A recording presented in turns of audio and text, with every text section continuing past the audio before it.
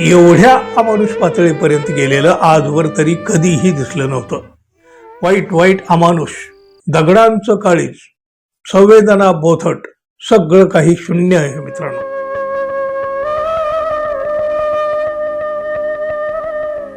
मित्र हो, राजकारणामध्ये कोण कोणाचा कायमचा मित्र नसतो, कोण कोणाचा कायमचा शत्रू नसतो असं म्हटलं जातं. पण आता राजकारणामध्ये माणुसकी सुद्धा नसते, भावना संवेदना सुद्धा अजिबात नसतात.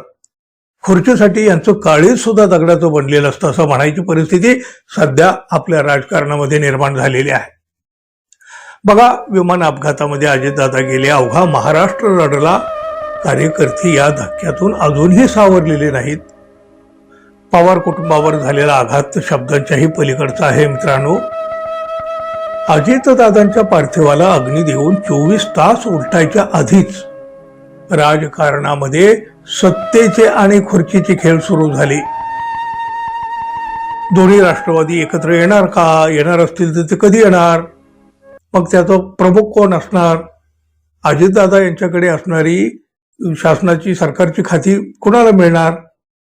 अजितदादांच्या जागी उपमुख्यमंत्री कोण होणार? अशा सगळ्या सगळ्या सगळ्या चर्चा सुरू झालेल्या आहेत.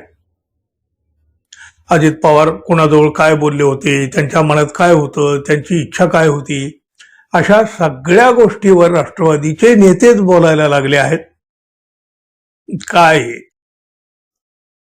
अजित पवारांच्या राष्ट्रवादीचे नेते मुख्यमंत्री देवेंद्र फडणवीस यांना भेटतात काय? आणि आता मग पुढचं काय करायचं याच्यावर चर्चा करतात काय? आणि आम्ही लवकरच निर्णय घेऊ असं म्हणतात काय? अरे कसली घाई झाली आहे एवढी? सगळं सगळं काही धक्कादायक आणि अमानवीच. पवार कुटुंबावर केवढा मोठा दुःखाचा डोंगर कोसळलेला आहे. अजितदादांच्या पत्नी सुनेता पवार या सध्या कुठल्या मानसिकतेत असतील? त्यांच्या डोळ्यातून वाहणाऱ्या अश्रूंच्या धारा तरी अजून थांबल्या आहेत का?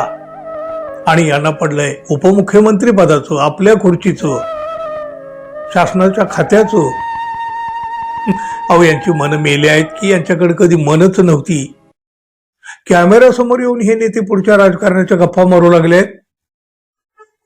बघा, या सगळ्यामध्ये सुद्धा एकच नेता यामध्ये सच्चा वाटला, माणुसकी जपणारा वाटला, ते म्हणजे संजय राऊत. राऊत यांना सुद्धा पत्रकारांनी असंच पुढच्या राजकारणाविषयी प्रश्न विचारला तेव्हा राऊत यांनी अक्षरशः फटकारलं. अजित पवार यांच्या नावाने जे काही राजकारण सुरू झालं आहे ते अमानुष आहे असंच त्यांनी म्हटलं. बघा, संजय राऊत म्हणाले, अजितदादांना कालच अग्नी दिलाय. अजितदादांचं जाणं, या धक्क्यातून महाराष्ट्र सावरलेला नाही. तरीही कोणी त्यांच्या नावानं राजकारण करीत असेल तर ते चुकीचं आहे. अजितदादांचं जाणं हा त्यांच्या कुटुंबावरचा आघात मोठा आहे. मंत्री बिंत्री वरचे सोडून द्या हो, दादांचे तळागाळातले कार्यकर्ते, सामान्य माणसं ज्यांचा अजितदादाशी अनेक कारणाने संबंध आलेला, त्यांना बसलेला धक्का महत्वाचा आहे.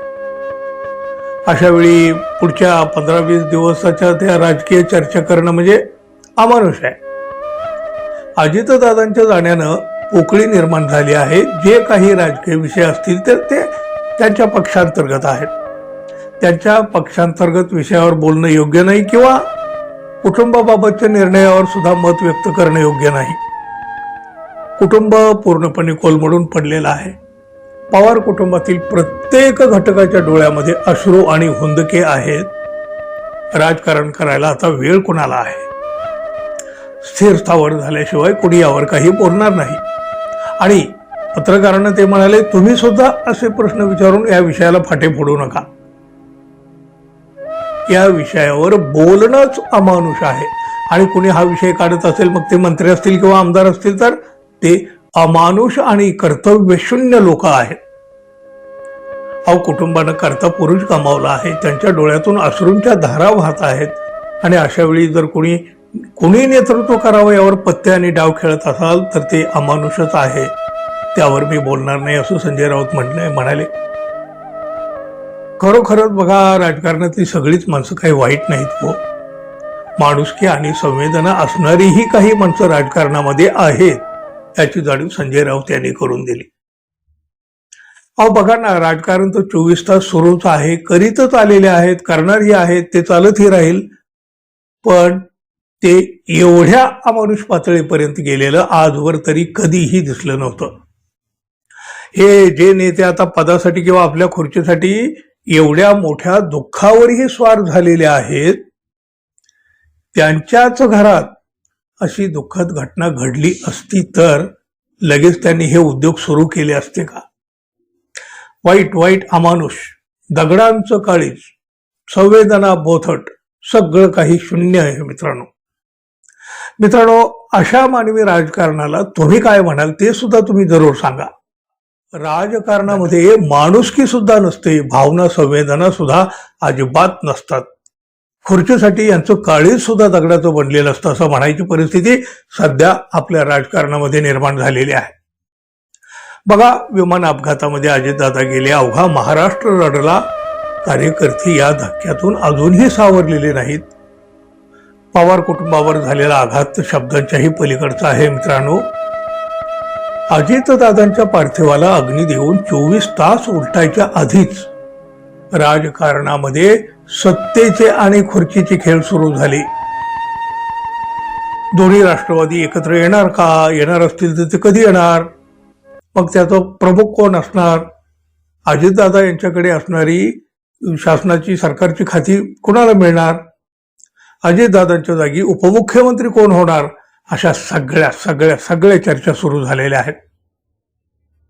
अजित पवार कोणाजवळ काय बोलले होते, त्यांच्या मनात काय होतं, त्यांची इच्छा काय होती, अशा सगळ्या गोष्टीवर राष्ट्रवादीचे नेतेच बोलायला लागले आहेत.